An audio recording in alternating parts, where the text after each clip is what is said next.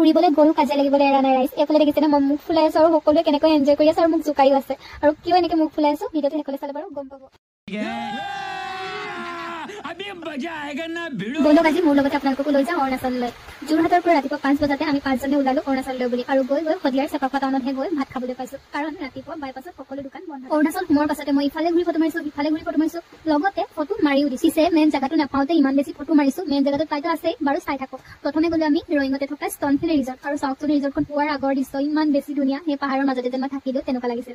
আৰু পাহাৰ দেখি মইতো ৰবই পৰা নাই, গ্লাছ খুলিছো আৰু সেই পাহাৰৰ ধুনীয়া দৃশ্যবোৰ উপভোগ কৰিছো। আৰু ওপৰতে গাড়ীখন থৈ আমি বহুত সময় তললৈ নামি আহিছো, বহুত ওপৰত নামিব লাগে। তাৰপিছত পালো এই ধুনীয়া জেগাটো। আৰু বহুত সময় ভাবি চিন্তি আৰু 1 ঘণ্টা সময় ৰখি কাপোৰ সলাই ময়ো নামিলো। অৰুণাচললৈ গৈ যদি অৰুণাচলৰ নৈত নানামো আৰু গা নুধো সেয়াতো হ'বই নোৱাৰে, তাতে গৰম দিনত। পিছে নৈত নমাৰ লগতে আমাৰ কাজিয়াও হৈ গৈছিল। তথাপিও মইতো নামিমেই, গৈছো যেতিয়াতো নামিব লাগিবই। আৰু সেইকাৰণে নামিলো, বহুত বেছি ফূৰ্তিও কৰিলো আৰু বহুত